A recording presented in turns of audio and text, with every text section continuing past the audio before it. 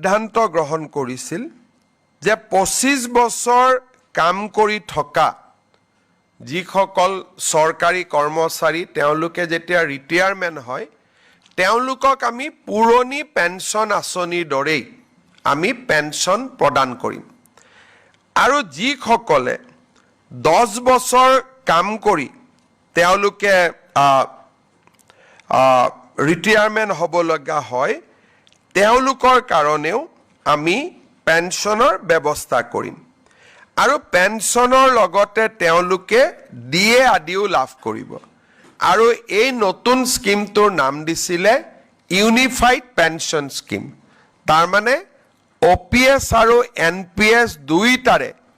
সামঞ্জস্য ৰাখি ভাৰত চৰকাৰে চৰকাৰী কৰ্মচাৰীসকলক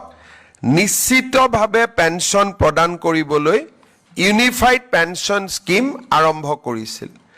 দেশৰ 4খন ৰাজ্যই ইউনিফাইড পেঞ্চন স্কিম এতিয়ালৈকে গ্ৰহণ কৰিছে আজি আমাৰ ৰাজ্য চৰকাৰেও এই ইউনিফাইড পেঞ্চন স্কিম অসমৰ চৰকাৰী কৰ্মচাৰীসকলৰ বাবে এডপ্ট কৰে ইয়াৰ ফলত ৰাজ্যত বহু দিনৰ পৰা চলি থকা NPS আৰু OPSৰ বিতৰ্ক সামৰণি পৰিব যিসকলে NPSত থাকিব খোজে বিশেষকৈ যিসকল ডেকা লৰা নতুনকৈ নিযুক্তি হৈছে তেওঁলোকে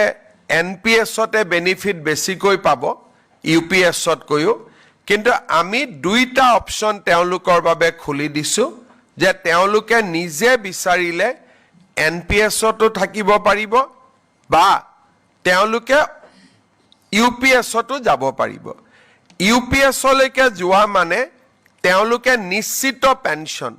OPSৰ লোকসকলে যেনেকৈ পাই আছিলে ওল্ড পেঞ্চন স্কিমৰ UPSত গলে তেওঁলোকে নিশ্চিতভাৱে পেঞ্চন লাভ কৰি থাকিব আজি এই আঁচনিখন ৰাজ্য চৰকাৰৰ কেবিনেটে গ্ৰহণ কৰে আৰু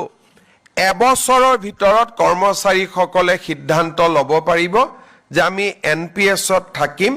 নে আমি UPSলৈকে যাম ইয়াৰ ফলত ৰাজ্যত চলি থকা বা দেশত চলি থকা